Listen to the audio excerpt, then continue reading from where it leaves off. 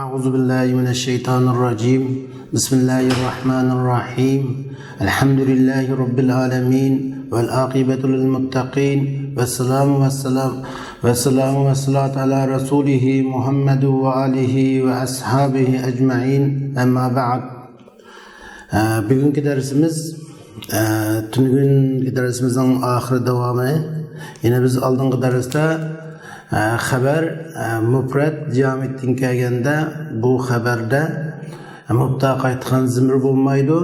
Agar xabar mushtaq ism bo'lsa, buningda zimir mustaqil, yine yushun zimir mustatir mavjud bo'ladi degan. Endi bugun shu haqida to'xtalamiz. Musannif rahimahulloh deydi: "Va abrizanhu mutlaqa haysu tala ma laysa ma'nahu lahu muhassala" degan. Yine beytninki tercümesi abrizanhu mutlaqa haysu tala. Yani siz şu zimirini mubtada haberden şu mubtadaga qaytadigan zimirini mutlaq holatda oshkor keltiring. Şu haber onun ma'nisi şu mubtadaga o mubtada uchun hosil bo'lmagan narsa yandishib kelganda dedi. Endi abrizanhu mutlaqa şu zimirini mutlaq holatda oshkor keltiring degan nima degan bo'ladi desiniz? Şu xabardan mubtada qaytgan zimirini mutlaq oshkor keltiring demoqchi. Buning misoli masalan al-bintu al-abu mukrimatuhu hiya desak qiz, al-bintu al-abu mukrimatuhu hiya. Kız, bu hele kız, dada hürmetli gücü, o kız o dadısını desek kız dadısını hürmetli gücü diyem oldu. Beytinin cümlenin umum manası kız dadısını hürmetli gücü diyem oldu. Lakin el-bintu birinci mubtada, el-abu ikinci mubtada, mukrimetuhu el-abu diyen mubtadanınki haber oldu. Mukrimatuhu al-abu degan mubdaning xabari bo'lib, al-abu mukrimatuhu degan ikkinchi mubtada va uning xabari qo'shilib umumisi ismli jumla al-abu degan mubdaningki al-bintu degan mubdaningki xabari bo'ladi. Endi bu yerga hiya degan zimir nega qaytadi deganda shu al-bintu qaytadi. Buni oshkor keltiring o zimirni abrizanuhu degandiki oshkor keltiring o zimirdagi zimir xos zimir esa hiya degan zimir maqsad qilingan bo'ladi bunda. Shunga mushu zimirni oshkor keltiring deydi. Endi biz beytni tafsili tarjima qilgan vaqtimizda siz shu zimirni mutlaq degan nima esa mayli shu zimirni keltirmasangiz elishib qilish kelib chiqsin yoki zimirni keltirsangiz elishib qilish paydo bo'lmasin. Ba'zi zimir bo'lmasa elishib qilish kelib chiqadi. Ba'zi zimir bo'lsa elishib qilish tugaydi. Shunga lubsi va adami lubs. Shunga mutlaq degan gap lubs bo'lsin yoki adami lubs bo'lsin, elishib qilish bo'lsin yoki elishib qolmaslik bo'lishdan qat'iy nazar uni mutlaq holatda oshkor keltiring. Qanday chog'da esa xabar yandishib kelsa bir ma'nosidagi bir ikkinchi mubtadaga emas, bu xabarning ma'nosi shu ikkinchi mubtadaga hosil bo'ling'ich emas degan bo'ldi. Asl xabar mubtadaning sifatini bayon qilib turdi. Xabar degan mubtadaga jori bo'ldi, mubtadaning g'ayriga jori bo'ldi deymiz. Shunga miyadagi mukrimatu degan xabar amaliyotda al-abu degan ikkinchi mubtadaga hosil bo'lmoqlik. Shunga ma'laysi ma'nahu lahu muhassaladiki ma'did bo'lgan murod mubtada sani, lahudiki huzibirdan bo'lgan maqsadmi al-mubtada as-sani bo'ladi. Shunga tala degan haysu taladagi talaning fa'ili al-xabar degan zimirga qaytadi. Xabar yandishib kelsa bir ma'laysidagi ikkinchi mubtadaga emas, u ikkinchi xabarning ma'nosi shu ikkinchi mubtadaga hosil bo'lingan emas degani. Masalan mukrimatuhudiki mukrima al-abu degan ikkinchi mubtadaga yandishib keldi. Ammo amaliyotda ikkinchi mubtadaning sifatini bayon qilmasdan al-bintu degan birinchi mubtadaning sifatini bayon qilib qiz dadasini hurmatlovchi degan ma'no chiqadi. Mushiyada mukrimatuhu hiyada bir zimirni oshkor keltiring deydi. Masalan biz ikki misol keltirsak, elişip qilish hosil bo'lish va elişip qilish hosil bo'lmaslik degan bir ma'no kelib chiqadi. Agar elişip qilish hosil bo'lsa, cho'qim buni keltirish asıl lazım kelmaydi. Lekin bu yerda nima abrizanu mutlaqa degandan elişip qilish hosil bo'lsin yoki cho elişip qilish hosil bo'lmasin, baribir keltirish kerak deydi. Masalan, al bintu al abu mukrimatuhu hiya. Qiz dada şu qiz şu dadasini hurmatlaguchi desak, hiya degan zaman mukrimatuhu hiya. Muşu hiya degan zamirni zimir bariz qilib oshkora keltiring demoqchi. Asli o zimir bariz qilib keltirilmaganida mutda al bintu al abu mukrimatuhu desak, mukrimatuhu degan zimir abga qaytdi. Bint qaytgan zimir mukrimatuhuning tigida zimir mustakin ba. Endi buningda asli hiya degan zimir kamisini erishib qilish uchun xotirjamlik. Asli kamisin bu, lekin ulamolar mutlaq keltirsizdi, shu hiya degan zimir keltiriladi. Endi erishib qiladigan o'sha zimir kamisi erishib qilish holat mavjud bo'lgan ahvol bormi desa bor. Xalidun aliyun mukrimuhu. Xalidun aliyun mukrimuhu desak, Xalid Eli o Xalidni hurmatligicha desak, Xalidun birinchi mubtada, Aliyun ikkinchi mubtada, mukrimuhu Aliyun degan ikkinchi mubtadaning xabari bo'lib, Aliyun mukrima degan jumla Xalidunning xabari bo'ladi. Andada mushu mukrimuhu hu zimir Xalid qaytdi. Eli shu Xalidni hurmatligicha deb, ammo Ali qaytgan zimir nima beradi? Mukrimuhu deki tigirgi zimir mustakin. Endi mushunda holatda amaliyotda mukrimuhu eli u Xalidni hurmatligicha desak, buni da elishib qilish ehtimollik kelib chiqadi. Shuni buni da elishib qilish Xalid Elini hurmatligichmi, Eli Xalidni hurmatligichmi elishib qilish bor. Ama elishib qilish o al-buntu al-abu mukrimatuhu da ya kamisi elishib qilmaydi. Hozir biz Xalidun aliyun mukrimuhu desak, Xalid Eli'nin hurmatligichmi yoki Eli Xalidni hurmatligichmi uqul bo'lmaydi. Asl maqsad bu yerdagi misol Xalid Eli'nin hurmatligichi degan ma'no chiqsa o'tdi. Nimishqa u xabar yondashuvchi ikkinchi mubtadaga yondashadi. Xabarning ma'nosi o ikkinchi mubtadaga hosil bo'linmagan, uningga jar bo'lmagan degankin Xalidun aliyun mukrimuda Xalid Eli'nin hurmatligichi degan ma'no chiqibdi. Anda bo'lsa, buningda biz endi Eli Xalidni hurmatligichmi uqulmay qoldi. Lekin aşıqı huya degan bir zimirni keltirib bersak, Xalidun aliyun mukrimuhu huya deb keltirsak, shartsiz holatda mukrimuhu degan Xalidninki jar o'tgan. Xalid shu Eli'ni hurmatligichi degan ma'no chiqdi. Masalan, Xalidun aliyun mukrimuhu huwa degan. Shunga Xalid Eli'ni hurmatligichi u Xalid degan bo'ldi. Shunga mukrimuhuning tigidagi zimir Xalid qaytdi, huwa degan zimir Xalid qaytdi. Ikkisi o'xshash. Ammo mukrimuhu huwa Eli'ga qaytdi. Mana mushunda maqsad shu Xalidun aliyun mukrimuhu huwa degan zimirni oshkora keltiring, zimir bariz keltiring degan maqsad mana mushu. Wa abrizanuhu mutlaqan haythu tala ma laysa ma'nahu lahu muhassala bin murad mana mushu bo'ladi.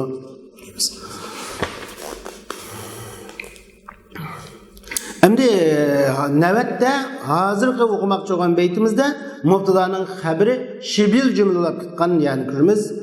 Wa akhbaru bi zarfin aw bi harf jar nawin ma'na ka'inin aw istaqar. Ular akhbarunun faili, yani nahviylar yoki arablar, ular zarfni xabar qildi yoki bi harfi jar, harfi jarni xabar qildi degan gap, yana al-jar val majrurni xabar qilib keldi. Odatda al-jar val majrur nima bo'ladi? Xabar olaydi. Zarf xabar olaydi. Mush maqsad. Shu ular zarf yoki jar majrurlarni xabar qilib keldi. Kainin ma'nosini maqsad qilgan holat, niyat qilgan holatda ya istaqarri ma'nosini niyat qilgan holatda degan bo'ladi. Beyning ma'nosi mana shu. Endi odatda xabar shibi jumla bo'lib turgan ahvol bor. Xabar shibi jumla bo'lib kelgan vaqtida cho'qim ashada zarf o shibil jumla ya zarf bo'ladi yoki jari majrur bo'ladi. Haqiqiy xabar bu yerda tashlangan deb qaraladi. Masalan Muhammadun fiddari desek, Muhammadun fiddari desek, Muhammadun mubtada fiddari jari majrur xabar. Mishara haqiqiy xabar fi degan harflarning mutaalliqi deymiz. Mishara kainunni yoki istaqarrini taqdir qilamiz yoki mushtaq taqdir qilamiz yo fil taqdir qilamiz. Shu musannif bi ma'na kain va istaqar deyishi kain ma'nosini niyat qiling yoki istaqar ma'nosini niyat qiling degan fil taqdir qilsangiz bo'ldi, istaqar taqdir qilsangiz bo'ldi. Bu kainun mutlaq deydigan bir narsa bor. Kainun mutlaq kan ashada mavjud bo'lganligini bildiradigan mushtaqni kainun mutlaq deymiz. Masalan bu kainun mustaqarrun hasilun mevcudun den ibaret 4 tane isim mushtaqni kainun mutlaq deb ataymiz. Şu muşlarning birini yetqisini bo'ldi yoki fil maqsad mustaqarrun onda istaqarra filni ya yastaqiru filni taqdir qilsaqmi bo'ladi. Endi bu yerda ishqil qarash va bir-birlik ulamolar deydi, zarf va jari majrur yani shibil jumla mustaqil bir xabar turi bo'ladi deydi. Bir-birliklar deydi, yo'q, xabar jumladan keladi. Cümle ismiya bo'ladi yoki jumla fe'liya bo'ladi. Shibil jumla deganmi ya jumla odatda mufrad ismning xabar naviga kirib keladi yoki cümle fe'liya turiga kirib keladi deydi. Shibil jumlani ya mufradning qatoriga kiradi. Agar shibil jumlaning jari majrurning harfi jar degan cho'qim bir narsaga mutaalliq bo'ldi. Shu harfi jarning mutaalliqini mufrad ism taqdir qilsak, kainun mutlaq taqdir qilsak, bu xabarning mufraddan kelgan turiga tabe bo'ladi. Masalan, Muhammadun fiddarini, Muhammadun fil bayti degan misollarda Muhammadun mustaqarrun fiddari desek, u chog'da bu mufradning babiga kiradi. Muhammadun istaqarra fiddari desek, xabar o chog'da jumlaning qatoriga kiradi. Ishqi fiddari taşlangan mustaqarrunning zarful makani yoki taşlangan istaqarra filning zarful makani bo'ladi. Ammo bir-birlik ulamolar deydi, yo'q bu yerda biz istaqarra va mustaqarruni taqdir qilmasin, o'z oldiga mustaqil xabar desak bu tubini fiddari jari majrur mustaqil xabar deymiz deydi. Şuna meyli undaq deyli, lekin bizning mush kitobda kelgani va akhbaru bi zarfin aw bi harfi jar nawina ma'na kain aw istaqar bo'lganiki mush baytni sharhlagan vaqtimizda cho'qim xabar jari majrurdan keladi ekan yoki xabar zarfdan keladi ekan cho'qim bu yerda ya bir asho ism mushtaq taqdir qilamiz yoki bir dona fe'l taqdir qilamiz deydi. Endi qozi taqdir qilsak yaxshi, ism taqdir qilamiz yoki fe'l taqdir qilamiz deganda buni ulamolar o'rtasida ishqil ko'z qarash va ism taqdir qilamiz deganlar ism taqdir qilamiz deganlar xabarning asli ismdan kelishi asli fe'ldan kelgandimi o fe'l ism qiyos qilinadi. Shuni xabarning ismdan kelishi asli bo'lg'achqa shuni ism mushtaq taqdir qilishimiz ahsan afzal deb qaraydi. Şuna Muhammadun fiddarini Muhammadun mustaqarrun fiddar deymiz. Fiddari taşlangan mustaqarrunun zarful makani deydi. Ama yine bir-birlik ulamolar fe'l taqdir qilganimiz ahsan deydi. Ularning dalili nima deganda fe'l amalda asli, ism amalda far'i. Chunki Zaydun fiddaridagi jari majrur taşlangan fe'lning zarful makani bo'ladi. Zaydun istaqarra fiddar desak, istaqarra şu fiddarining amil bo'ladi. Amalda fil asli bo'lganlik uchun fil taqdir qilamiz deydi. Demak, amalda fil asli deganlikni qatoga olib turib, fil taqdir qilamiz ahsan desa, bir-birliklar to'g'ri. O shundaq, lekin xabarda ismdan xabar kelish asli, fe'ldan xabar kelish ism qiyos qilinib turib keladi. Shuna ma'qatribini qatoga olib turib ism taqdir qilsak bo'ladi deydi. Shuna musannif ikkili ko'z qarashini qatoga olib turib Ev degan ibarani keltirib, meyli kain bo'lgan ism mushtaq taqdir qilsangiz bo'ladi yoki fil taqdir qilsangiz bo'ladi, qaysi bo'lsa bo'laveradi deganni maqsad qilib turib, shu nawina ma'na kain aw istaqar degan iboratni surgan. Endi mushu xabar jari majrur, ya'ni zarf va jari majrurlar xabar bo'lgan chaqda cho'qilib mutaalliqi mahzub bo'ladi. Aloqadir mutaalliqi mahzub deymiz. Endi jari majrurning mutaalliqi 4 o'rinda mahzub deymiz. Birinchisi jari majrur xabar bo'lganda mutaalliqi mahzub. Masalan, Muhammadun fiddari desak, mishada fiddarininki fiilga urib jarning mutaalliqi mahzub bo'ladi. Yoki istaqarra fiddari yoki mustaqarrun fiddari bo'lgan qo'shiq. Ikkinchisi sifat bo'lganda tashlangan bo'ladi. Üçüncüsü hal olganda taşlanır, dördüncüsü sile olganda taşlanışı vacip buludu. Yani haber olganda taşlanışı vacip. Muhammedun istakarra fiddari ya ki Muhammedun mustakarra fiddari dep gelmeyimiz. Muhammedun fiddari dep keltiririz. Süpet olganda taşlanışı vacip buludu. Mesela ca'a reculun fiddari ya ki ca'a reculun indeke senin kaşındaki geldi ya senin oylan Hoyladaki erkeldi desek mesela fiddari yoki indaka degan so'zni rajulning sifati deymiz, mutaalliqi tashlanishi bilan billa. Endi yoki holat bo'lsa deydi. Masalan, jaa Muhammadun indaka sening qishingdagi Muhammad keldi yoki jaa ar-rajulu indaka sening qishingdagi er keldi desak indaka ar-rajulning holati bo'ladi deymiz. Endi to'rtinchisi sila bo'lgan chaqda jari majrur sila olib kelsa zarif sila olib keldi, ism mavsulining silasi olib kelganda uningki mutaalliqi tashlanadi. Masalan, ja'allazi indaka desak, ja'allazi istaqarra indaka degan bo'ladi. Buni bu chaqda mutaalliqi tashlangan bo'ladi deymiz. Shunglashqa buni mishadi bu ishqil zarif xabar olib kelalaydi. Masalan, Muhammadun indaka deganga o'xshash yoki jari majrur xabar olib kelalaydi. Muhammadun fiddari deganga o'xshash. Lekin mishada mushtaq qiyas qilsak ham bo'ladi. Mushtaq ya'ni kainu mullaqning birini qiyas qilsak ham bo'ladi yoki uning g'ayri bo'lgan fil taqdir qilsak ham bo'ladi. Ko'pincha vaqt endi ism taqdir qilinganda ko'pincha kainun yoki mavjudun yoki hasilun yoki mustaqarrun taqdir qilinadi. Uning g'ayrimi taqdir qilinadi desa qilinadi.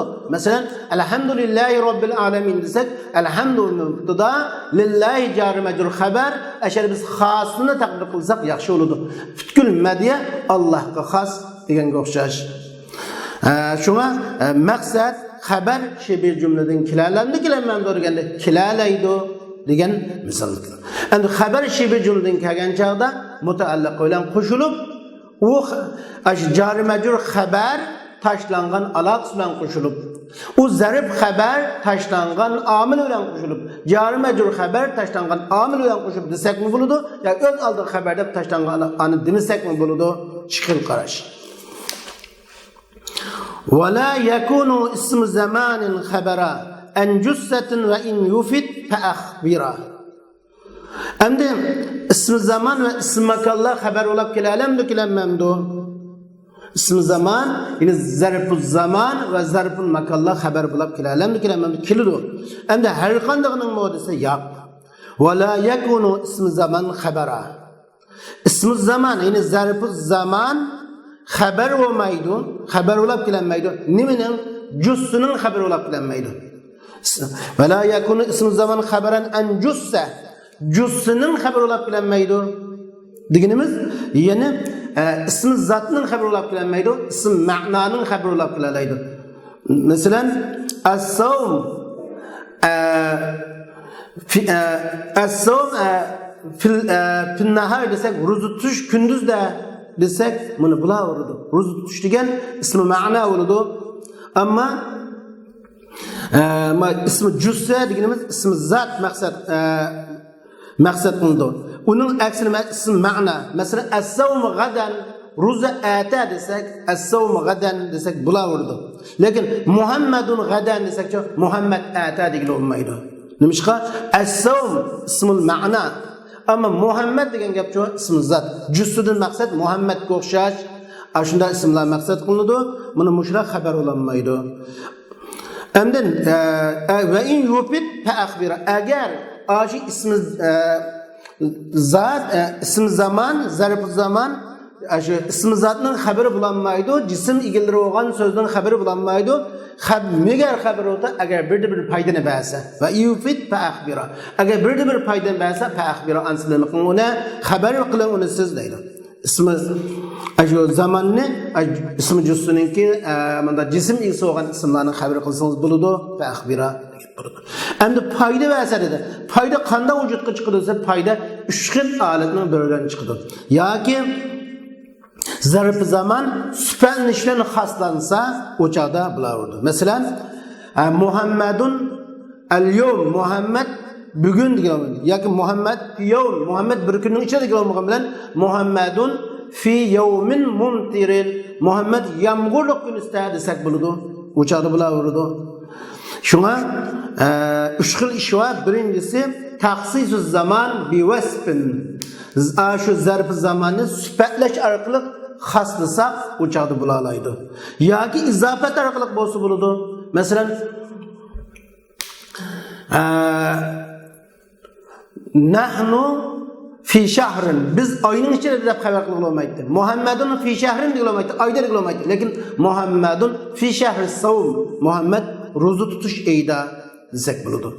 Ya ki aş zarf zaman ismi alem bulup ketken bolsa uçağda haber bulalaydı. Mesela ana fi Ramazan men Ramazan eyda degan go'sha Ramazan degan çünkü bir ayga alem bo'lganligi uchun. Va undan boshqa amma yine birga agar shu zarf zaman ma'lum shu bir ismga muzaf bilan kelgan bo'lsa uçağda bulalaydi. Mesela Resulullah'ın bir hadisi var. Ve haza yevmuhumullazi furiza aleyhim fahtalafu fih fehadanallahu lehu fehum lana fihi taba fel yahudu gaden ve nasara ba'da gadin degan. Yahudlar ata nasaralar ögün degan. Fel yahudu gaden degan. Endi nasaralar ata dedik mishada biz ismizat yani şunun haberi zarf zamandan kelmaydi. Üç işning biri bilan qildi. Birincisi şu zarf zaman süperli şartlı haslansa dedik. İkincisi şu ismizat bir ismga muzaf bilan yo'lab muzaf taqdir qilgan olsa ismizatning oldiga bir muzafni taqdir qilsak bo'ladi. Al yahudu gadan yahudlar atar gap Eydul Yahudi gadan Yahudlarning ayti ata Eydul Nasara ba'da gadin Nasaralarning ayti yine bayrami o'gillikka deganda al yahudu degan mubtada gadan xabardi mishada al Eydul Yahud deb man taqdir qildik buni o'xshash bo'lsa bilaverdi. Va shu demak hasil kalam birde bir foydani bersa bo'lalaydi. Bo'lmasa zarf zaman odatda jism egisi bo'lgan so'zlarningki xabar bo'lanmaydi, lekin bir foyda chiqsa xabar bo'ladi degan bo'ldi. Ammo zarf makoncho bo'laveradi. Muhammadun amam al masjid deganga o'xshash bo'laveradi. Endi navbatda ko'rmoqchi bo'lganimiz mubtadani ma'rifa ismdan kirish asliydi. Nakir ism mubtada bo'lalamdi bo'lanmamdi degan haqida to'xtalamiz. Va la yajuzul ibtida bin nakira ma lam tubit ka ind zaydin namira. Wa hal fatan fikum wa ma khillun lana wa rajulun min al kiram indana wa raghbatun fil khair khairun wa amal birrin yazinu fel yuqas ma lam yuqal. Endi mubtada nakir isim, iniqsiz isim mubtada bo'lalamdi bo'lanmamdi deganda birde bir foyda chiqmasa bo'lanmaydi. Ammo birde bir foyda bersa durust bo'ladi. Birde bir foyda qanday foyda desa, ish qilib birde bir ma'lum foydani bersa bo'ladi. Ma'rif ism birde bir foydani berdi, muayyan bir narsani bildirdi. Shunga o'xshash. Masalan, va la yajuzul ibtida bin nakira. Nakir ismni mubtada qilib keltirish durust emas. Madamiki u foyda bermasa. Ammo foyda bersa durust. Qanday foyda desa, tuvanda bu chiqadi. Endi Zaydin namirada mana nakir ism bo'lgan namira mubtada bo'ladi. Namira degan nakir ism mubtada bo'ladi. Bu birinchisi nima desa, endi Zayd namira. Mubtada nakir ismdan kirib xabar shibi jumladan kelgan bo'lsa, xabar ilgiri mubtada kinkasi bo'ldi. Chunki taxsis topsi bo'ldi. Birinchisi taxsis tepish. Xabar xaslashtir. At-taqdim muavat ta'khir yufidu taxsis. Xabar taxsis topqizilgan bo'lsa, ilgiri keltirish orqali mubtada kin keldi, o'chaqda bo'ldi. Şuna endi Zaydin ilgirgen xabar namira kin kelgan mubtada deymiz. Buludu. Endi Zaydin chunki meri asi xabar nakirisim nima? Mubtada nakirisim kin keldi, xabar shibil jumla ilgir keldi. Şuna birinchisi buludu. Nakirisim mubtada ulab kelalaydi, xabar shibil jumla ilgir kelsa nakirisim kinkasi nakirisi mubtada bo'lalaydi. İkincisi nakirisi mubtada bo'lalaydi, iniqsisi mubtada bo'lalaydi. Agar u iniqsim istifhom vositalari bilan boshlangan bo'lsa yoki nafi vositalari bilan boshlangan bo'lsa, masalan hal fatan fikum, hal fatan yigit sizlarning qishinglardami? Sizning ichinglarda yigit bormi? Sizlarning ichinglarda yigit bormi desak, fatan mubtada fikum xabar bo'ladi. Hamzatul istifhom bilan boshlangach. Istifhom vasf bilan boshlangachqa. Üçüncüsü mahillun lana, bizning do'stimiz yo'q. Biz uchun hech qanday do'st yo'q desak, mishara xillun mubtada lana jar majrur xabar, bu yerda ma harfini nafi bo'ladi. Unda da nakirsim, üçüncüsü nafi vasf bilan kelgan bo'lsa, mubtada bo'lalaydi. To'rtinchisi nakirsim sifatlansa mubtada bo'lalaydi. Wa rajulun minal kiram indana. Wa rajulun minal kiramina. Sehi er bizning qishimizda desak rajulun mubtada, chunki minal kiramdan jari majrur rajulun sifati. Chunki iniqsisidan kelgan jari majrur sifat o'tdi.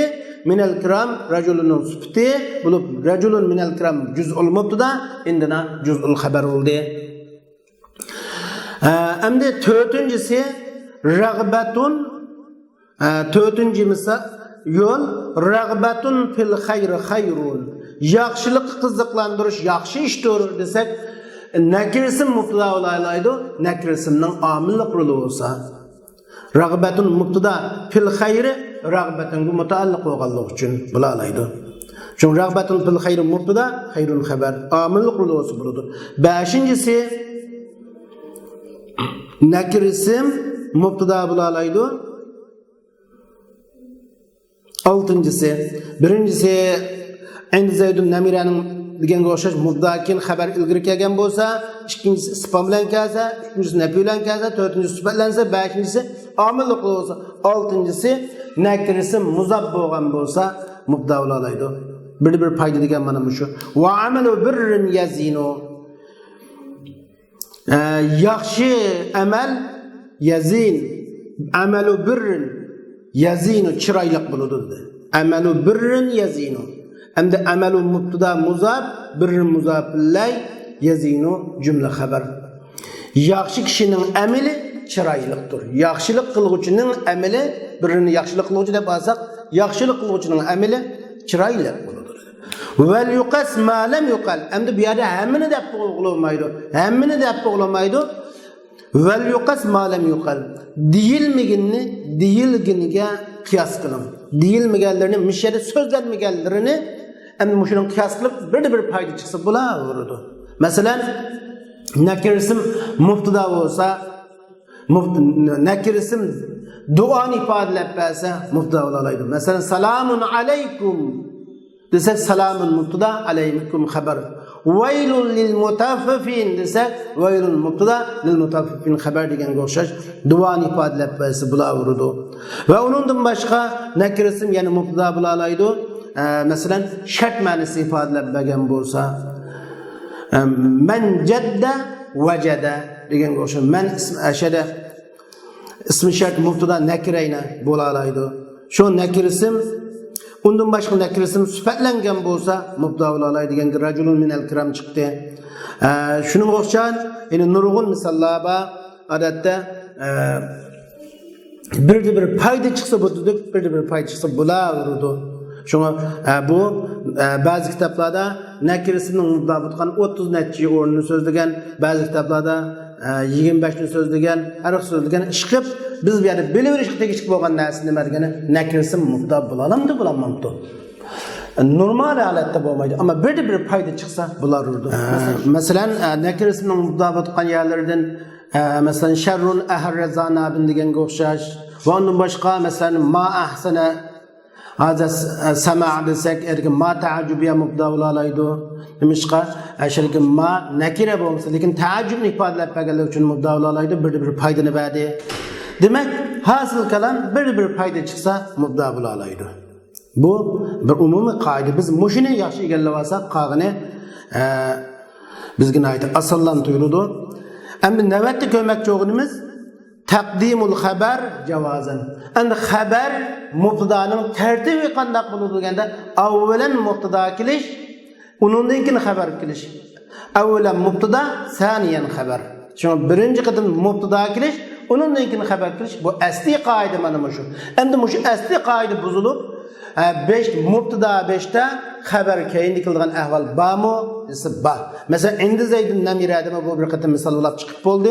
Durust. Shuni Musannif rahimahulloh deydi: "Wal aslu fil akhbar an tuakhkhara wa jawadu taqdima iz la darara."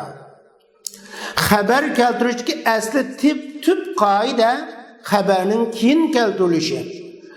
Ve ular mush xabarni ilgiri keltirishni durust qildi izla zarar. Bir zarar bo'lmasa, ilgiri keltirganlikda bir masala ko'ralmasa durust bo'ladi. Kim kelsin bo'ladi, ilgiri kelsin bo'ladi. Endi bu yerda bir savol chiqdi. Nima uchun mubtadani avval keltirish, xabarni kim keltirish asli qoida bo'lib qolgan desa, buningga shundaq bir illatlar bor. Mubtada degan o söz başlanatgan narsa, şunu 5 kelmesi olmaydı. Bir narsa 5 kelgandan keyin ikinci birisi onun keyinliklishi normal ahvol. Va undan başka illatlarni so'zlagan innal xabar wasfun lil mubtada. Makanul xabar ba'dal mavsuf degan. Yani ma'na jihatda xabar ma'na jihatda asli mubtadaning sifatning o'rni asli mavsufdan keyin kelish. Ma'nada mubtada mavsuf xabar sifat o'g'achqa shunday qo'ygan deb menda o illatni keltirilgan. Nim bo'lsin çünkü innal xabar wasfun lil mubtada fil ma'na degan illatni keltirilgan. Nim bo'lsin asli tartib mana shu. Bu tartiblar normal holatda o'zgartirilsa bo'ladi. Endi ilgir keltirib masalan qaimun zaydun Aqaimun Zaydun desek, Zayd ürtüğücümü desek, bunu ilgir keldirsek mi, kim keldirsek mi buldu? Mesela Zaydun qaimun, Zaydun qaimun, Aqaimun Zaydun. Aqaimun Zaydun, Zaydun qaimun'da Zaydun mubtada qaimun haber oldu. Hem de Aqaimun Zaydun'da qaimun ilgir kelgan haber, Zaydun kim kelgan mubtada desek, bula oldu, durust. Ondan başka qama abuhu Zaydun desek buldu. Zaydun qama abuhu, Qama abuhu Zaydun desek bulavurdu. Demişqa qama abuhu cümle haber Zaydun mubdai muakhar. Qama fiil abuhu onun faili abu muzaf uzun muzaf layulum qama abuhu haber muqaddam Zaydun mubdai muakhar deb qalutu durust. Anda was abuhu degi zimir Zaydun deybar keyni qaytib qoldi. Labzan keyni qaytgan bilan martabada rutbeten 5'e qaytgan buludu. Mertebede bu mubda qaytgan zimir mubdanın 5'i asli haberini aldığı olmak için bulavurdu deyimiz. Endi abuhu muntalikun Zaydun. Abuhu muntalikun Zaydun desek Zaydun haberi mubdai muakhar. Abuhu muntalikun haberi muqaddam desek buludu. Zaydun abuhu muntalikun desek bu mesele yok. Mandak desek bu bulavurdu. Mesela fiddari Zaydun. Yacud. Zaydun fiddari asli cümle Zaydun fiddari. Endi fiddari Zaydun desek buludu. Bir maksatlarının, bir nokta babınında. Bihude bir faili gelmeydi. Duruz, lekin bir maksatlar var ki fiddari Zaydun. Hoyluda Zayd var. Zayd asli Zaydun fiddari. Zayd hoyluda degan bu. Fiddari Zayd. Endi Zayd hoyluda. Onun gayrida emas deb alayda ta'kid chiqdi. Taxsis qilinadi. Chunki at-taqdim ma huwa at-ta'khir yufidu at-takhsis degan qoidamizga asosan. Masalan, amrun indaka amrun desak durust bo'laverdi. Bunda hech qanday bir zarar masala ko'rilmagachga ilgirkin keltirish bir maqsadning jihatini bo'laverdi. Masalan, mamnuun at-tadkhinu. At-tadkhinu mamnuun asl jumla at-tadkhin mamnu. tamak çekiş çeklengen degan bu. At-tadkhin mubtada, memnuun xabarda. Endi memnuun at-tadkhinu deb keltirilsa, memnuun ilgari kelgan xabar, at-tadkhinu kim kelgan mubtada bo'lsa bo'ladi. Maqsad, bir maqsad borki, bu yerda tamaki çeklengen, tamaki çekiş çeklengen degan bir cümle maqsad qilingan. O demiş qamiz memnuun ilgari keldi, at-tadkhin kim keldi? Durus oldu. Neymiş ki ama ilgiri keltirilgende bir maksat bağımızı takit maksat kılıngan bu yada asası maksat tamakını tılgılış emez, tamakının çeklengenlikini bayan kılış olgandıkken asası maksat memnun asası maksat olacak. Şu asası maksat cümle başta keltirildi. Şu an ilgiri kirişte mesele yok deyimiz. Şu an bu haberinin ilgiri endi haberini ilgiri keltirirsek durus oldu.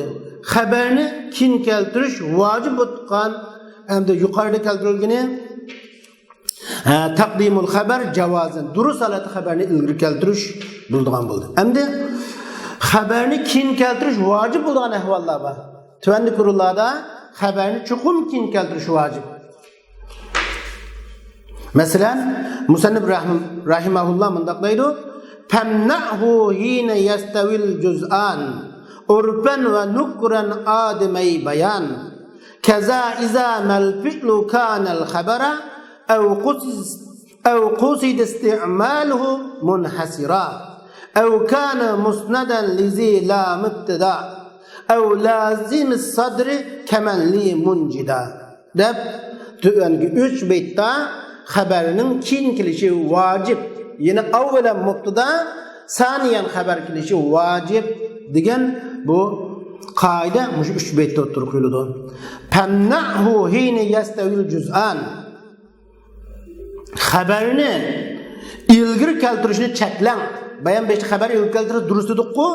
Endi shu xabarni ilgari keltirishni cheklang.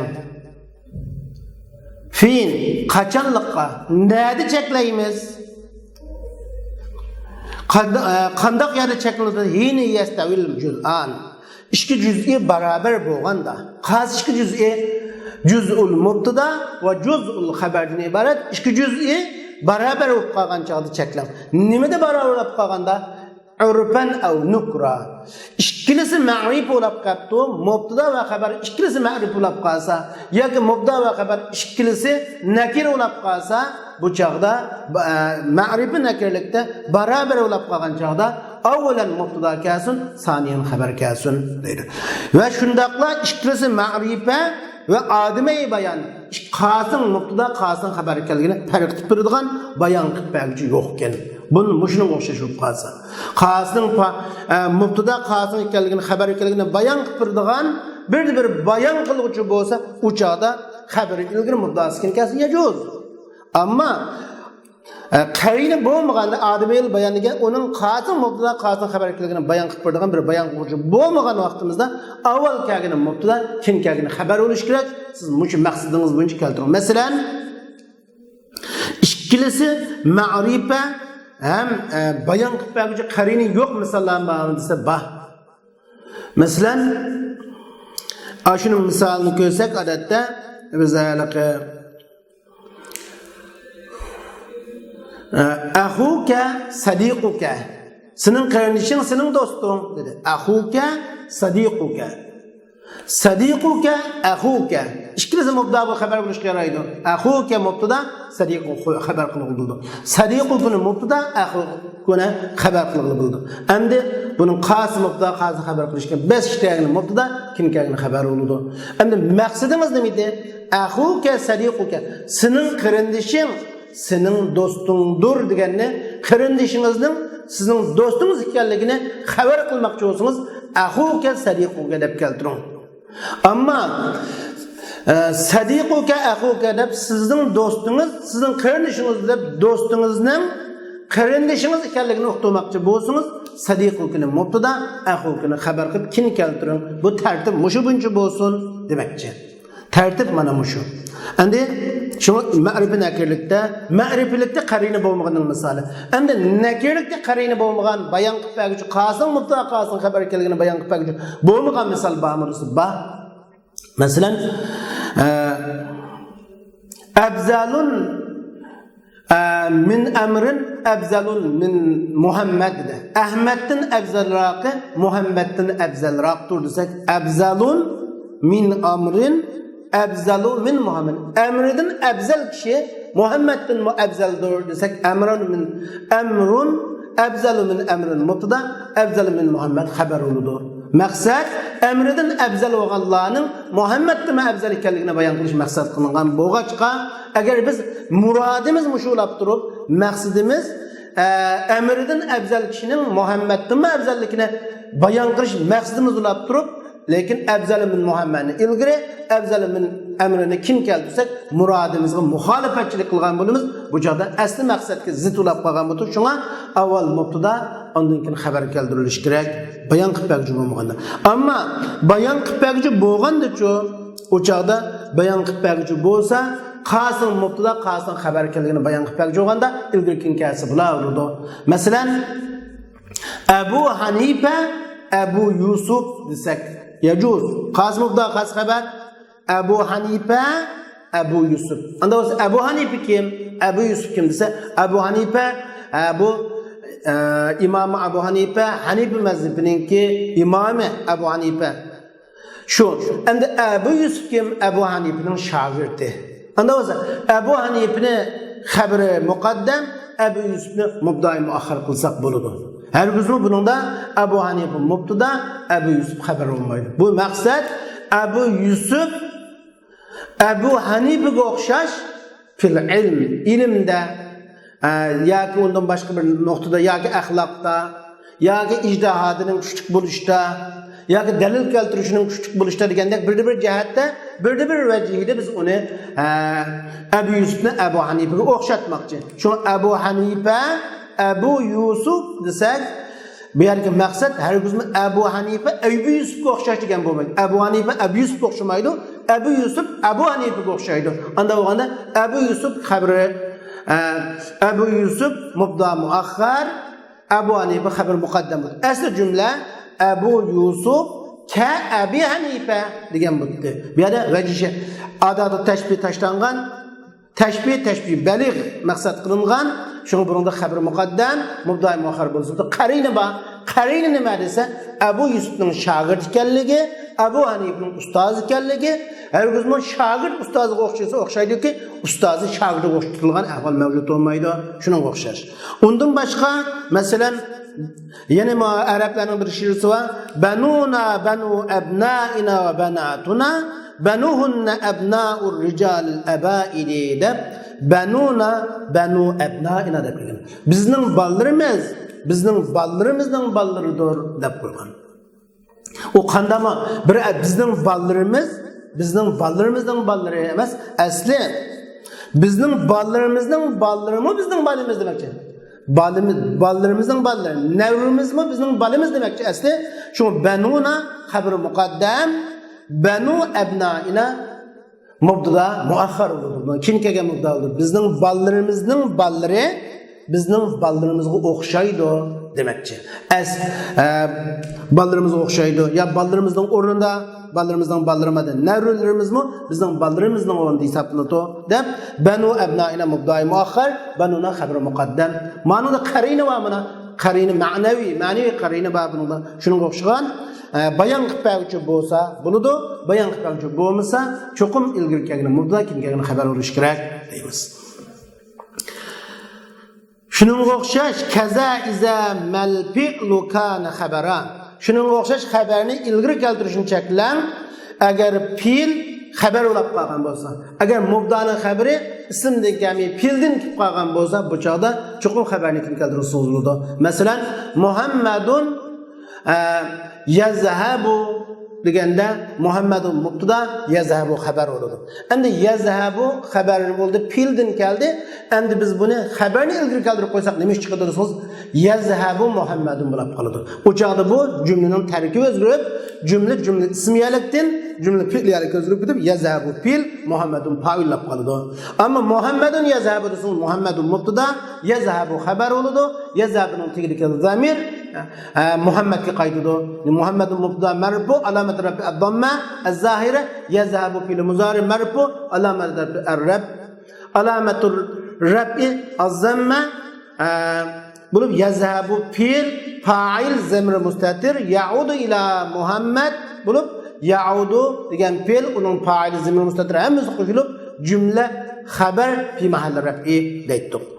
Şunun fiil xabar bo'lib qolsa chuqum kin kilish kerak, ilgari kasb bo'lmaydi. Üçüncüsü şu avqusida istimalu munhasira. Şu xabarini munhasir qilingan holatda ishlatish maqsad qilingan bo'lsa, endi hasr degan bir narsa bor. Hasr deb keladi, qasr deb keladi. Hasri ma'nosi qasri, qasri ma'nosi hasri. Endi nahviylar hasri degan atalg'ini ishlatgan. Ammo balag'iylar qasr degan atalg'ini ishlatgan. Balag'atda qasr sifat alal mavsuf, qasr mavsuf alal sifat deymiz. Buni nahvda hasr degan ibora bilan ishlatiladi. Bu hasra ya innama bilan bo'ladi yoki illa bilan bo'ladi va undan boshqa biliklar bilan hasr qilinadi. Ammo mishada xabar hasr qilinib ishlatilish maqsad qilingan bo'lsa, cho'qim xabarning kilishi vojib bo'ladi. Masalan, innamal mu'minuna ikhwa. Innamal mu'minuna ikhwa. Mishada xabar asr qilish mu'minlar haqiqatan bir tuqqan deb mu'minlarning bir tuqqanligini uqtirmoqchi. O'sha ixva degan so'z asr qilingan chuqum u o'sha hasr mahsurun alay chuqum jumlada kim kelmasi olmaydi. Ma Muhammadun illa rasul. Ma Muhammadun illa rasul desak rasul o'sha xabar kim kelmasi bo'lmaydi. Şunun o'xshagan xabar hasr qilinish maqsad qilingan bo'lsa, illa bilan kasmi kin keladi, innama bilan kin keladi. Hasr qilinish bunda qasr qilinib ishlatilish maqsad qilingan bo'lsa, chuqum kin kelishi vojib. Ondan 3-chi o'rin xabar lamul ibtida degan so'zning mubtada agar u xabar olsa lamul ibtida kirgan mubdaning xabari olsa chuqum mubda ki ilgari xabar kim kelish kerak. Masalan, la zaydun qaimun deganga o'xshaydi. La zaydun. Asli zaydun qaimun mubtada, zaydun mubtada, qaimun xabarni qaimun zaydun qilib, qaimni ilgari kelgan xabar zaydunni mubda'i muaxir qilsaqmi durustmi? Ammo bu la zaydun qaimun kelganda endi bu qaimun la zaydun deb kelmaydi. Qaimun la zaydun deb kelmaydi, la zaydun qaimun deb keladi. Shunga aw kana musnadan lizi la ibtida degan gap. Agar bo'lsa xabar musnad bo'lsa degan gap, musnaddan xabar bo'lsa, nimaga xabar bo'lsa, lamul ibtida igisiga xabar bo'lsa degan gap, lamul ibtida kirgan mubtada'ning xabar bo'lganda chuqum xabar kim kelish kerak. La zaydun qaimunda qaimun la zaydun degan lamul ibtida kirgan mubdaning xabari bo'lgandan keyin bu xabarni ilgari keltirishga bo'lmaydi. Chuqum kim keltiramiz, ilgari keltirish cheklanadi demakchi. Yoki lazim sadri, u xabar sadri kalamni lazim, sadrini lazim tutgan so'zdan xabar olib qolgan bo'lsa, bu chaqda mubdani xabarni kim keltiramiz. Gapning yana bir ta'tirisi mubtada sidari kalam bo'lganda chuqum xabar kim kelish lozim demakchi. Lazim sadri degan gap şu xabar sadrigisining, ya'ni jumlaning 5dan o'rin tutgan so'zni lozim tutuvchining xabari bo'lib qolgan bo'lsa, musnad bo'lib qolgan bo'lsa, xabar kim kelish vojib. Masalan, man li munjida. Kim men uchun munjid bo'lgana qutquzuvchi bo'lgan holatda yoki anjada yunjida qutquzuvchi bo'lgan holatda kim men uchun qutquzuvchi bo'lgan holatda desak, man ismul istifham sidar kalam ism istifham davomliq jumlani beshikildi. Man degan ism istifham mubtada, li degan jari majrur shibul jumla xabar munjidan hal bo'ladi. Buni bu yerda li munjid li man deb kelmaydi, li man deb kelmaydi, man li deb keladi deymiz. Shunga yuqorida mana shu 5 o'rinda xabarni kim keltirish vojib. Buningdan boshqa bo'ladi, lekin biz eng muhim bilmoqchi bo'lgan narsa arab tilida ba'zida xabarning ilgari kelishi cheklanadigan o'rin bor deb Husan Ibrahimulloh beri 5 notlar qo'ygan. Endi xabarni ilgari keltirish vojib. Bayon qilgan ta'khirul xabar vacibun, xabarni kim keltirish vojib bo'lsa, navbatda taqdimul xabar vacibun, xabarni ilgari keltirish vojib, ilgari keltirish vojib bo'lgan o'rinlar tuanda so'zlab o'tamiz. ونحو عندي درهم ولي وتر ملتزم فيه تقدم الخبر كذا إذا عاد عليه مزمر مما به عنه مبينا يخبر كذا إذا يستوجب التصدير كأين من علمته نسيرا وخبر المحصور يقدم عبدا كما لنا إلا اتباء أحمدا degan bu o'rinda ko'rib o'tamiz. Birinchi, nimaga o'xshash xabarni ilgari keltirish vojib? Endi dirhamga o'xshash deydi. Endi dirham deganga o'xshash. Menda bir dirham bor deganga o'xshash. Li vatar deganga o'xshash. Endi dirhamning o'xshi va li matarunning o'xshi uningda xabarni ilgari keltirish lazım tutulguchudur, vaciptir dedi. Muşunun o'xshashlarida xabarni ilgari keltirish vojib. Buning o'xshi nima desa, indi dirhamundan maqsad xabar shibil jumla bo'lib, mubtada nakir bo'lganda xabarning ilgari kelishi, mubtadaning keyin kelishi vojib. Ikkinchisi vali vatar. Men uchun hojat bor desak, li xabar jari majrur ilgari kelgan xabar va keyin kelgan mubtada xabar jari majrur bo'lib mubtada nakirsindan kelganda xabarning ilgari kelishi vojib. Mubtada zarf bo'lib xabar nakirsin bo'lganchada mubdaninki xabarning ilgari kelishi vojib. Mana bu ikki bo'ldi.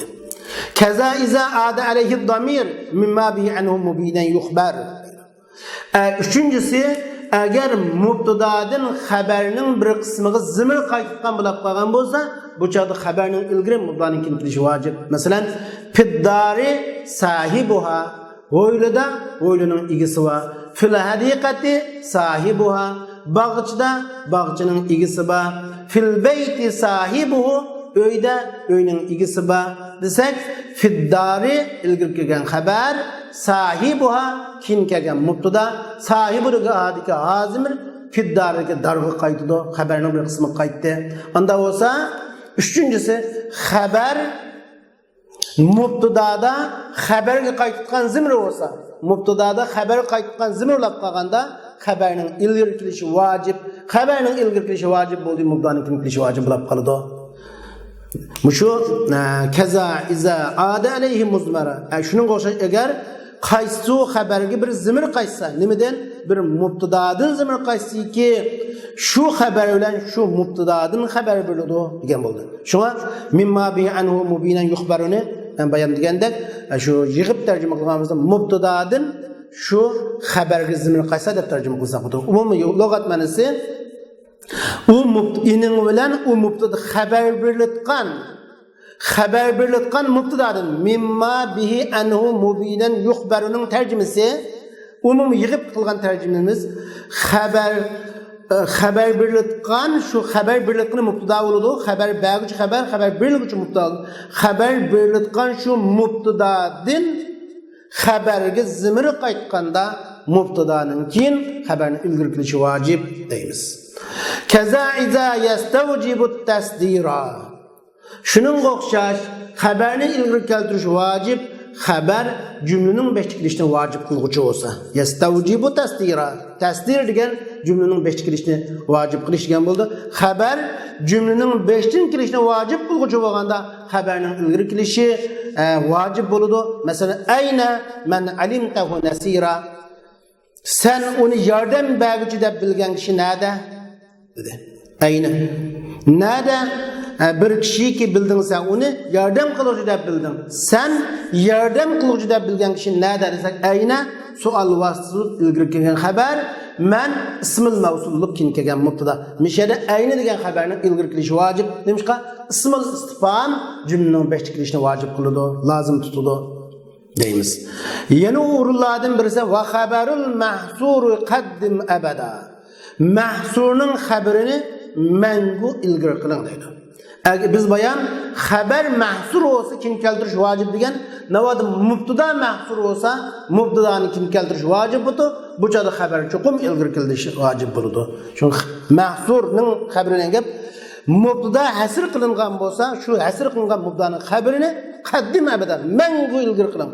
Masalan, malana illa ittiba'u ahmada. Biz üçün yo'q faqatlam bizga faqat Ahmadga agishish bor desak, bu yerda mahsur qolsa ittibo lana degan jar majrur ilgari kelgan xabar, ittibo keyin kelgan mubtada. Ma harfi nafi lana jar majrur ilgari kelgan xabar illa adatul hasr la mahallaha min al-i'rab ittibo keyin kelgan mubtada mudaf Ahmad muzaf ilayhi bo'ldi.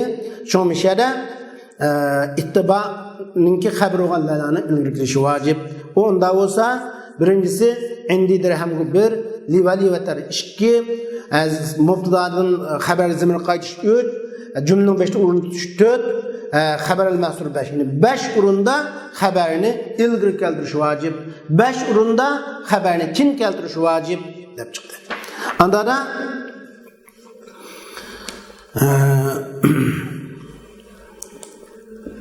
endi mubtada va xabarni jumla tashlansa bo'ladi bo'lmamdi. Hazful mubtada أو حذف الخبر جائز. مبتدأنı taşlaşma jaiz, haberini taşlaşma jaiz.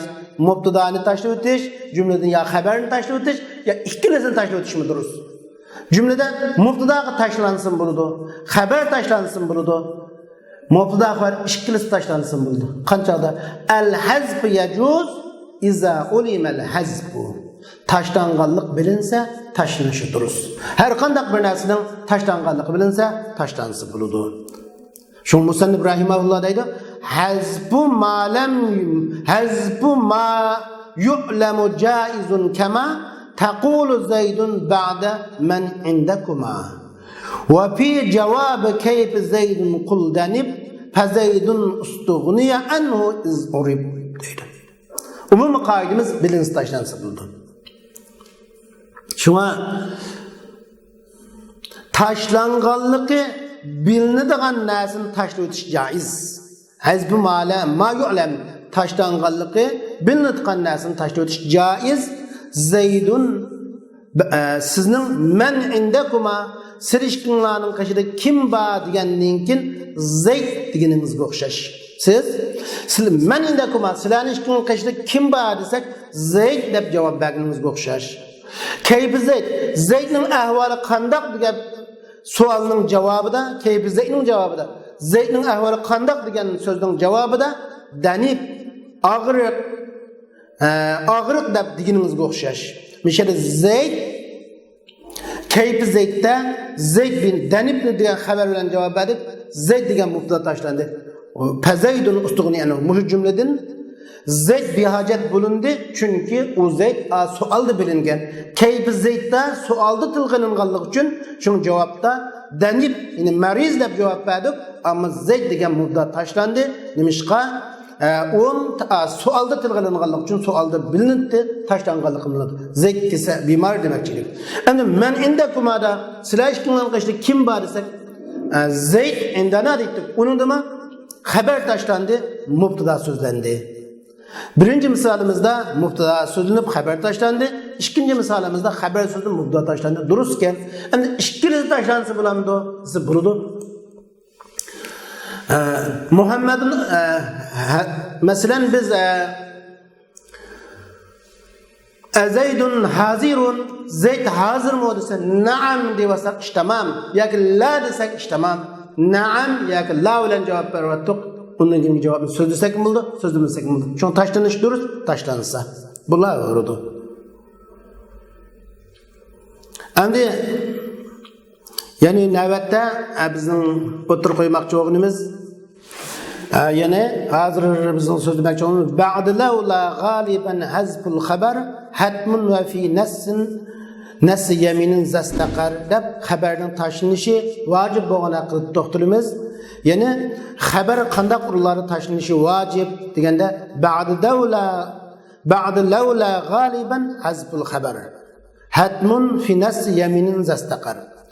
Ko'pincha vaqtda lavladinkin xabarning tashlanishi vojib. Qasamning uchuq labzida mushu xabarning tashlanishi qaror oldi.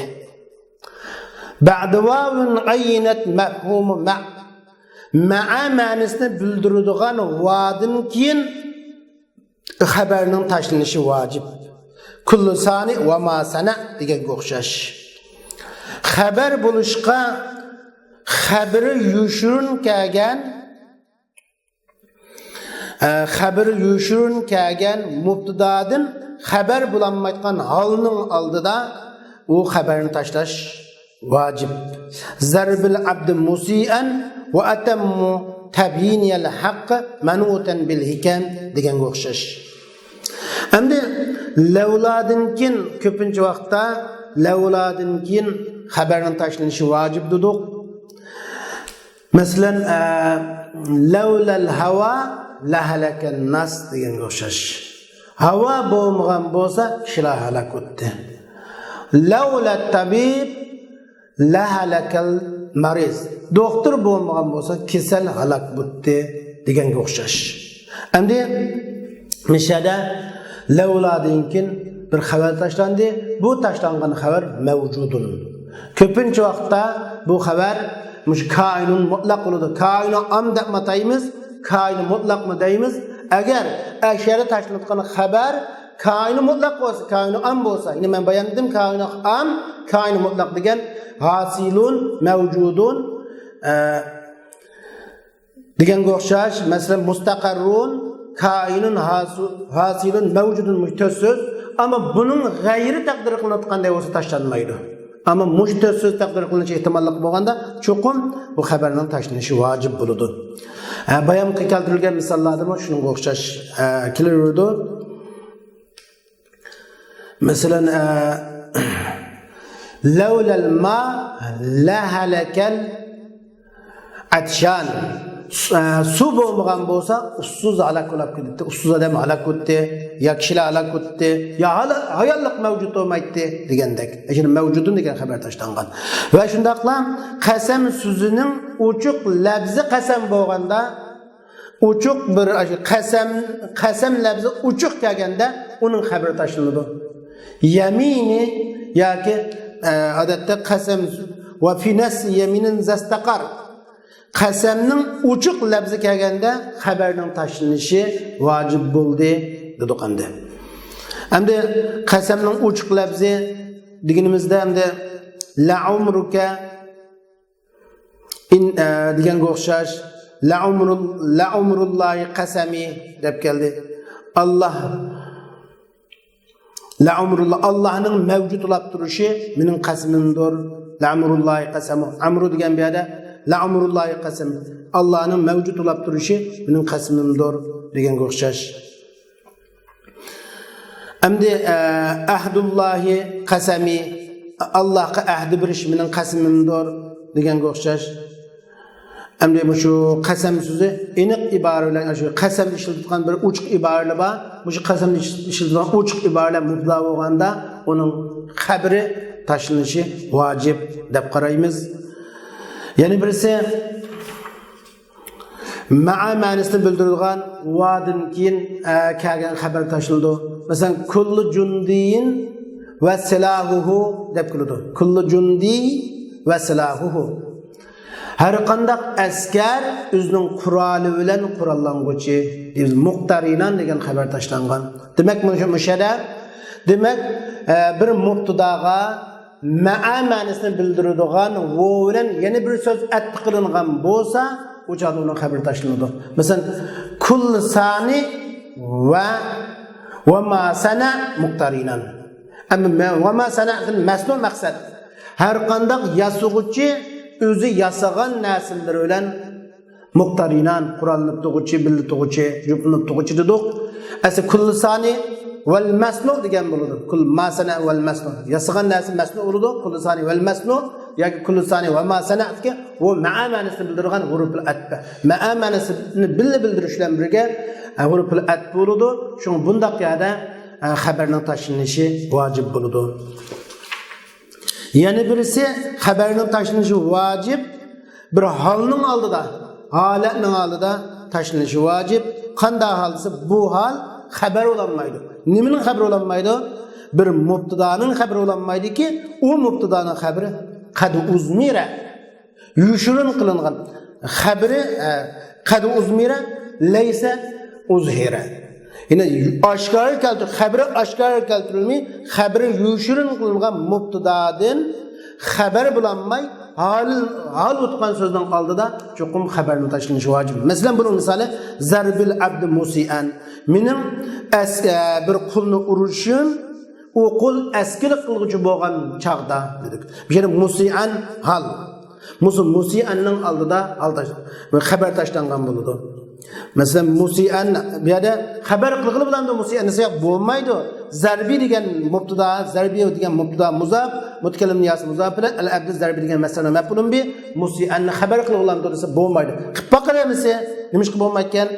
Zarbi al-abda musiun desak, mening qulni urishim eskilikdir desa, bu bir odam o'zining qulni urishining eskiligini o'zida bayon qilib o'tmaydi. Bu yerda maqsad eski qulni urish degan bir hukmni bayon. Men eskilik qilgan qulni urtma demakchidir. Anda o zarbi al-abd musian hal. Endi abdanning holati. Eski qul deganki al-abdning holati bu. Hal degan bu ma'no jihati sifat. Mishada izkana degan bir xabar tashlangan bo'ldi. Yoki izakana agar xabarni mustaqbal keltirmoqchi bo'lsak izakana, xabarni mazi keltirmoqchi bo'lsak izkana bo'ladi. Masalan, zarbi al-abd musian da zarbi al-abda iza kana musian. Ya'ni mening qulni urishim u qul eskilik qilguvchi bo'lib mavjud bo'lgan chaqda. Yani izkana kana tuluq bil kana af'al tam bo'ladi. Kana tuluqsiz bilmi bo'ladi, af'al naqis bo'ladi, af'al tam bo'ladi. Naqis bo'lganda ism xabar ketgan bilan tuluq bo'lganda vujud mavjudun ma'nosiga vujida ma'nosi keldi. Shunga iza kana ma'nosi iza vujida musian. Ya'ni mening qulni urishim u qul eskilik qilguvchi bo'lib tepilganda, eskilik qilguvchi bo'lib tepilganda dedik. İza kana musian degan holat xabar bo'ladi, zarb xabar ashadi. Va atammu tabyinil haqqi manutan bil hikam. Mening haqni bayon qilishim hikmatga bog'languchi bo'lgan chaqda. Mening haqni bayon qilishimning eng to'liq bo'lishi, mening haqni bayon qilishimning eng mukammal bo'lishi u hikmatlarga bog'languchi bo'lib mavjud bo'lganda, tepilgan chaqda, mavjud bo'lgan chaqda desak izakani yoki degan bir xabar tashlangan, manutan tashlangan izakanining tigidagi zimning holati bo'ldi shada. Shuna endi manutni atammuni xabar qilgan desak bo'lmaydi. Mening haqni bayon qilishning eng to'liq bo'lishi hikmatga bog'languchi emas. Xabar ashada izakani bo'ldi. Buni shunga o'xshagan yerlarda xabarning tashlanishi vojib bo'ladi deb qaraymiz.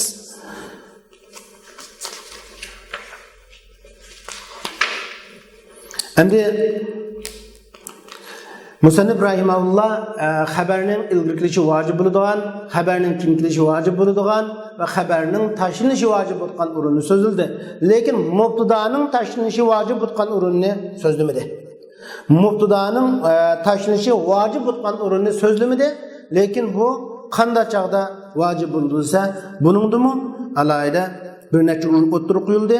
Buning birinchisi mubtadaning xabari madihiga uzilgan sifat bo'lsa yoki zamir qilgan uzilgan sifat bo'lsa yoki tarahhumga uzilgan sifat bo'lsa u chaqda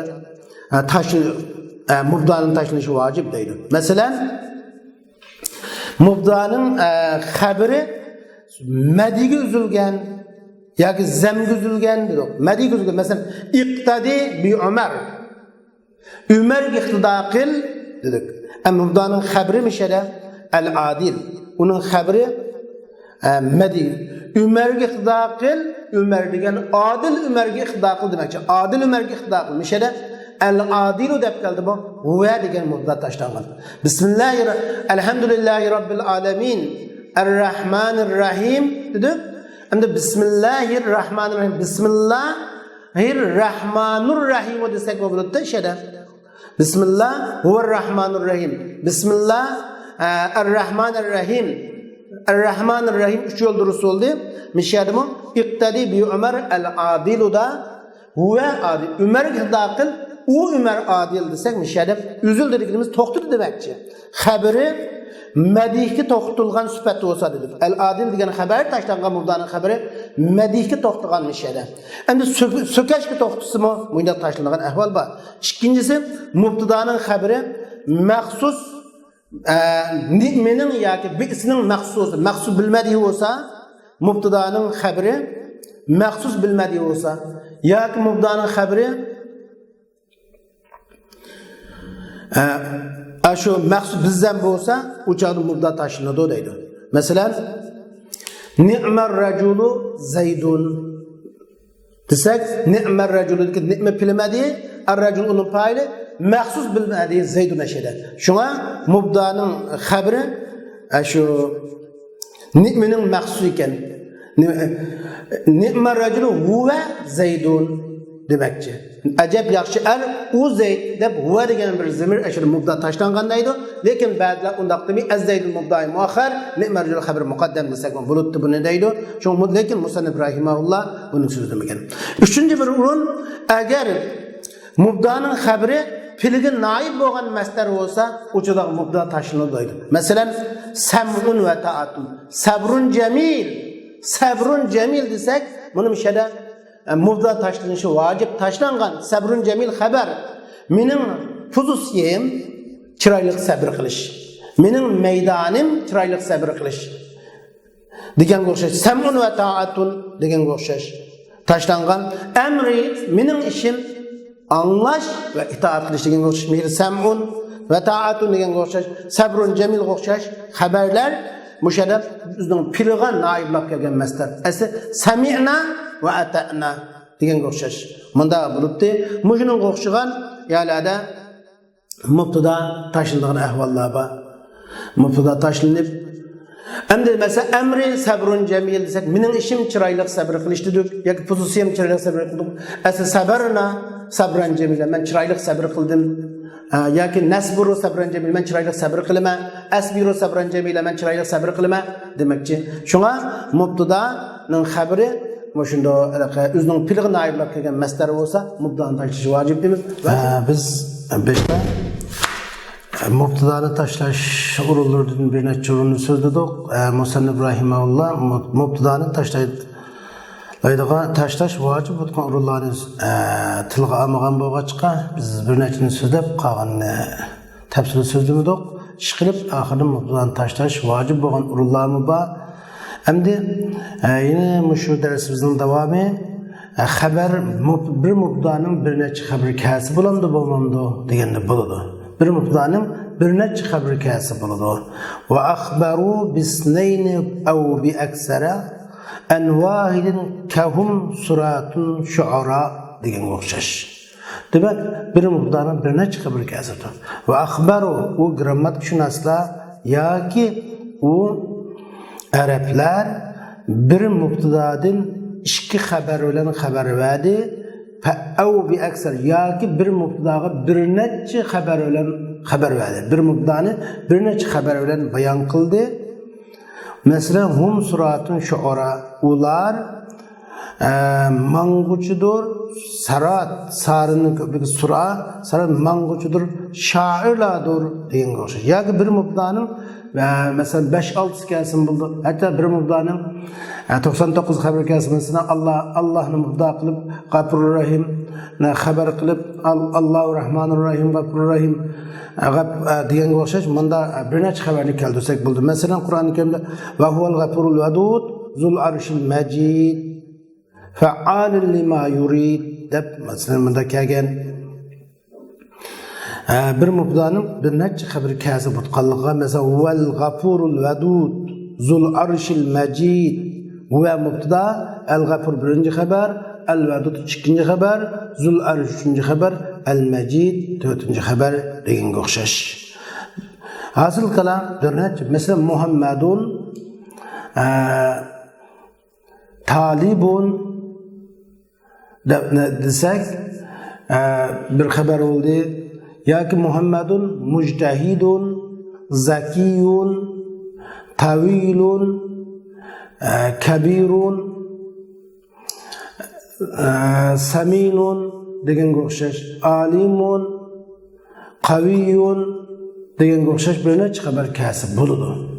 Bir xabar kasb bo'ldi, bir necha xabar kasb bo'ldi. Agar harfat bilan kelsa, uni bir necha xabar keldi demaymiz.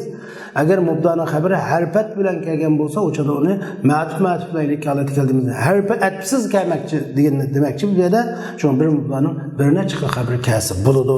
Bunda hech qanday mushkul ko'rilmaydi. Endi